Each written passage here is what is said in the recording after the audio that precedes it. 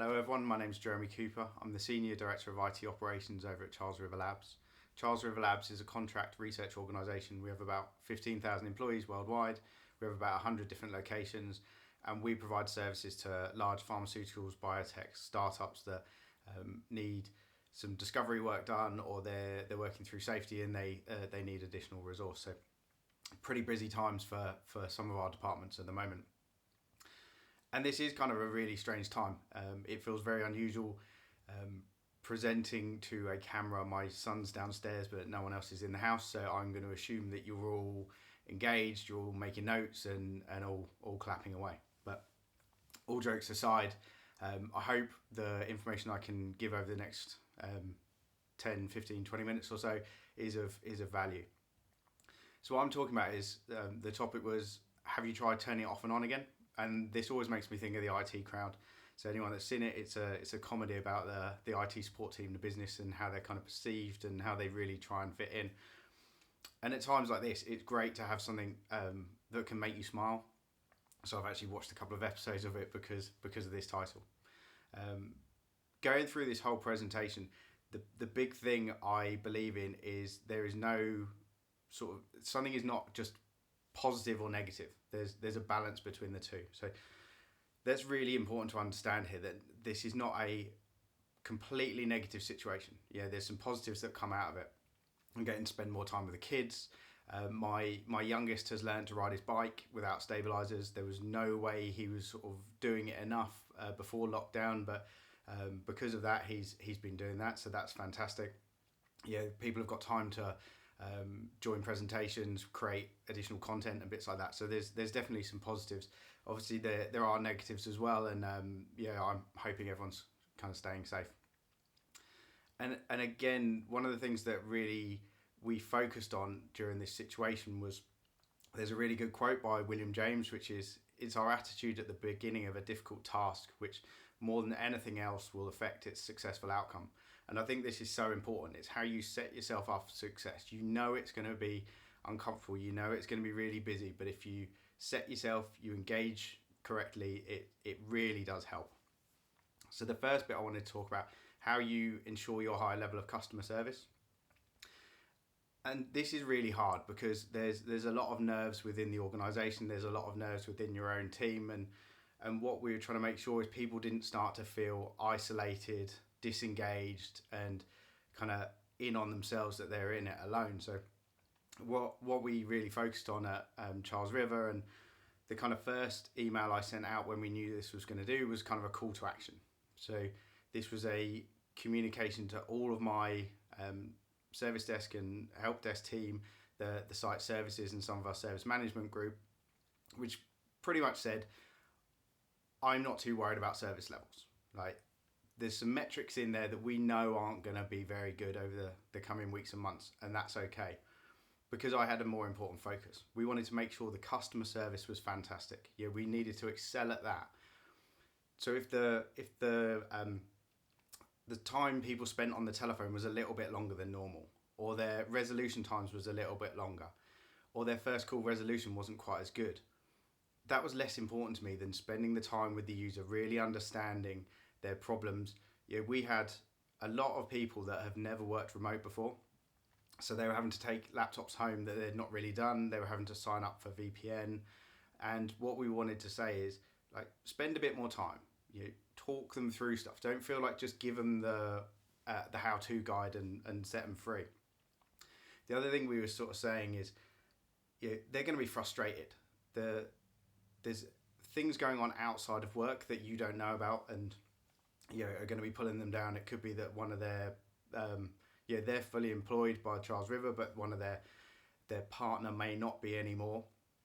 They may be working in restaurants or events and things like that, which are obviously shut down. So just because that person's got work, you have to consider that broader picture.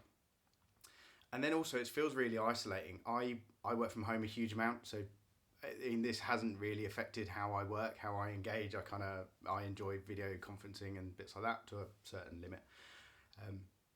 But some people have never done it before and they feel really isolated. So we told the team, offer video, offer to walk them through it, screen share, show a friendly face. ask them about other stuff going on. And also the other thing we wanted to tell people is this is IT's chance to show the business value. Often IT is seen as a cost function and not actually a value driven. It's like, here's how we can show what the value of IT is, how we can go through a crisis, how we can keep the status quo, and how we can drive things better. And then what we wanted to do was kind of tell people that we need to be flexible. So our service desk staff, we knew that suddenly that they were going to have kids at home. So if we needed to swap some people we have a kind of front office and a back office. The front office spends more time talking to the users. The back office is doing kind of ticket analysis, outreach, bits like that. We could swap people around if people didn't have childcare or if their partner wasn't going to be available at a certain time. So making sure that we're flexible, because it's a two-way thing. If we're really flexible with the staff are generally really flexible back, because everyone's just very grateful. Everyone just wants to do a good job. And then I think an important point to remember, and I spoke to one of the service desk staff about this, she was feeling really frustrated that I think her son had come and jumped on her lap while she was on the call with the user, and she was really sort of frustrated, and she apologized to the user. It's like, and the user just said, that's fine, my son's in the other room watching TV. And remember, you didn't choose this situation. You haven't decided that your child is going to work, be at home all day. You haven't made a conscious effort to take them out of school and stuff like that. This is a global pandemic put on you that means that you are having to react. So cut yourself a little bit of slack. That's really important. So then the next topic we're talking about is how can my help desk cope when neither of us or the end user are on site? And this is an interesting one, because our service desk is mostly remote. We're actually a really small service desk. We have like 16 to 18 people. We're covering 2 languages, even though we've got this globally dispersed workforce. So the change has actually been a lot for the user. The service desk we're used to doing remote and then hand off to a site services team, trying to do more at the front line. But it's the user that doesn't have the capability to come and knock on your door or shoulder tap or kind of say, oh, I'm having a problem, can you come and have a look at it now, and have that kind of physical interaction.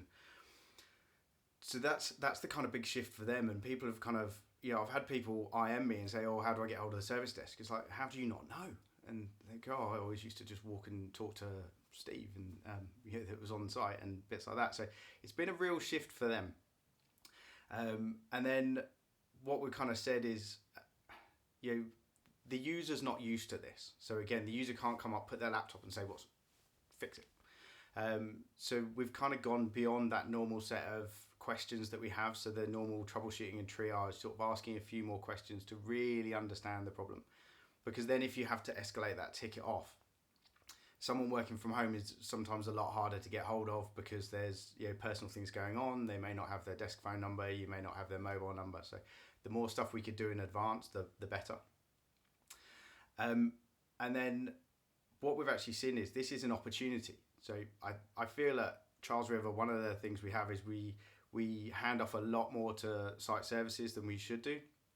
And the site services team should really be driving that value to the business, where they can engage on local projects, work on the computers in the labs and things like that, rather than file access and other bits that sometimes we have to pass on. So again, with the whole positives and negatives, this is a great example of where service desk can step up and we can say, hang on, this stuff we were passing off before, you're now remote, we're now remote, why can't we do it? So what we're actually sort of seeing is, where are the extra opportunities to do that left shift from site services into the desk? So now we're one step closer to the user. So this is fantastic, because it increases our first call resolution, that increases our customer satisfaction, and then that's increasing our speed to provide service to people. People are more happy about it, people are more engaged, they're feeling more comfortable. So then we're kind of, IT is bringing that kind of value to the organisation that we really want to do. And then the other bit we've tried to do is really kind of walk people through tools when they're working from home. There's sometimes a little bit of clunk when they're at home versus in the office. Do they need a Citrix session, or do they need VPN? There's usually a few different scenarios. So that's been really, really key to us. It's how do we help the user that's not used to not having a walk up service. I think a lot of companies that have gone to the kind of Genius Bar, the concierge desk where you can walk up to IT, they're fantastic. It's something I would love to do at Charles River once we're back on site. But I'm now very conscious of you're going to give them something and then take it away. And the art of taking something away impacts people more than if they've never had it in the first place. So, yeah, we haven't had that problem. I will be sort of a lot more conscious of it in the future. And then the last thing to talk about was what are the biggest challenges your help desk are facing and how can you help? So we've got an unusual operating model in Charles River where we're separated between, we have kind of a corporate function, then we have IT within our business units, and everyone sort of plays well together, but it means that we have some different processes. And that's one of the biggest challenges we have is process normalization and sharing of knowledge. So what we're really starting to do is kind of make sure we have those forums where we're talking across people and where we're really sharing it. But as I said before, we're an 18 user service desk with 17,000 users. We need to work out what are our kind of automation targets, how we're getting really efficient, how we can still provide that excellent level of service while getting the tickets to the right groups at the right time. And that's kind of it sort of feels slightly opposed, because in one way you're trying to give really good customer service, and a lot of people see customer service as talking to a person. Other people see really good customer service as fastest service possible. So we have to keep a balance of, how do you want to interact with IT? Is that a phone call? Is it a portal? Is it a chatbot? Is it automation? So, and that's one of those challenges we've got. And in this situation, the biggest challenge is everything's outside of our control. We have fantastic service desk staff that are kind of getting frantic because, like I said, they've got children to look after.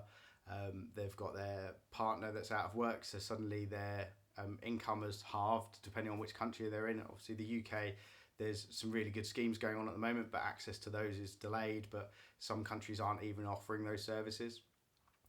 So we have to kind of understand, how do we keep our service desk happy, engaged, and kind of driving that value for Charles River.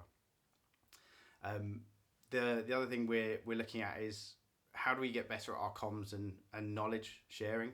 Within IT, we're pretty good. The information's all over the place. We've got different processes, but generally, if you need to know it, you know it.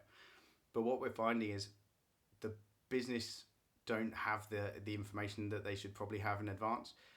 So when lockdown started, we had people being, they go to their manager, and the manager was kind of talking about how they're going to work remote and the things they need to do. And some of the guidance came out was just, it kind of makes you laugh and then it kind of makes you cry. So one of them was, when you leave the office today, don't shut your laptop down, because if you shut your laptop down, you'll lose the network access. So if you take your laptop home, like either hibernated, plug it into the power at home, connect to your Wi-Fi, you will still be on the network. So then we had calls to the service desk saying, I didn't shut my laptop down, I went home, but I can't seem to get to certain applications. And then the problem is, people are frustrated by the time they call the service desk, because someone has told them how to do it. It wasn't the correct way to do it. But so bad information is worse than no information, because they kind of think they know what to do and they actually don't. So that's kind of one of those real big things that we need to make sure that we're kind of proactive in that communication of process. We make sure that we're educating people. And then the other bit is, we need to keep going. This is a global pandemic. It's impacting us, but there is still business to run. There's still projects that need to be delivered. We've got, if we're looking at Skype and Teams, Skype has an end date where you have to be off the platform, whether it's progressing off Windows stacks. We have some security remediation projects. So through this whole moving our employees to being remote based, we enabled MFA for Office 365. Absolutely critical that we needed to do it. And actually it's the right thing to do, because it's securing people that are outside of the organisation, and people are now more outside the organisation.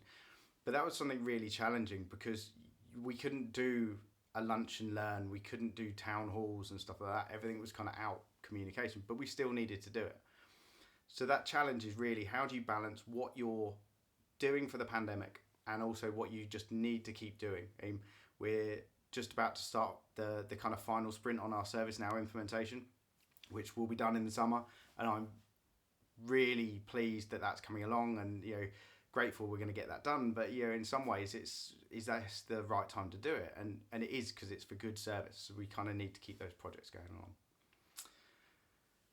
And that's the end. I hope you found it enjoyable. I'd love to hear feedback. If you've got any questions, please let me know. But the most important thing, just coming back to the start, is firstly, you didn't pick this situation. This situation was pushed on you. So flexibility has to be there. There's no all positive, all negative to this situation. Find the balance. That'll help your mindset. And then again, it's the attitude going in. So we're already in, but think about the attitude of when we start to bring people back onto site. So it's that attitude at the beginning of a difficult task, which more than anything else will affect the successful outcome. All right. Well, thank you very much for your time, and have a wonderful day.